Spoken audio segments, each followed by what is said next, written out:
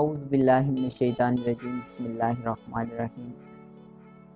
Abdul Ghaffar Khan, principal Al Farooq science school Dangi, آپ سے مخاطب ہوں۔ معزز ناظرین، آج کی اس گفتگو میں ہم اپنے اس اسکول کے بارے میں، اس کا کتنا تعلیمی دورانیہ گزر چکا ہے، اس کے مقاصد کیا تھے، اور آج تک جو واقعات گزرے اور کورونا کے آنے سے پہلے تعلیمی سرگرمیاں کس طرح رواں ہیں، اور آج ان میں کیا اصلاحات مرتب ہوئے، اور آنے والی نسلوں کے لیے یہ 4 یا 5 ماہ کی بات نہیں، لیکن یہ وہ کمی ہے جو کہ شاید کبھی بھی اس کو ختم نہیں کیا جا سکتا۔ معزز ناظرین، سب سے پہلے میں بات کروں گا اس ادارے کے قیام اور اس کا جو مقاصد تھے۔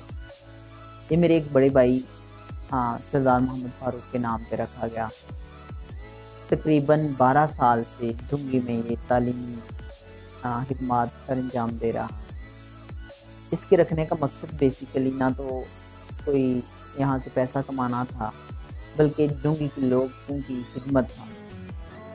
اس کے ساتھ فاروق سائنس اسکول جہاں تک تعلق ہے تو باقی اداروں کی بنسبت فیس کے لحاظ سے آپ کے بچوں کی فیسز میں بہت کم فیسز دے رہا ہے، اور اس کے علاوہ نہ صرف فیسوں کے حد تک بلکہ بہترین تربیت کے ساتھ ساتھ اعلیٰ تعلیم یافتہ اساتذہ اور صبح اسمبلی ریگولر، اس کے ساتھ ساتھ قرآنی اور اسلام کے جو درسگاہ ہے وہ بھی یہاں پہ اس کو اس صورت میں بھی اپنایا جاتا ہے۔ بچوں کی اس طرح کی تعمیر کی جائے کہ وہ اسلامی دینی لحاظ سے، دنیاوی لحاظ سے اور اخلاقی لحاظ سے ان کی تربیت بہت اچھے طریقے احسن طریقے سے کی جائے۔ جہاں تک بلڈنگ کا تعلق ہے اور باقی چیزوں کا ہے تو اسکول کی بلڈنگ بہت اچھی، کشادہ، بہت ہمارے پاس ماشاءاللہ گنجائش موجود ہے۔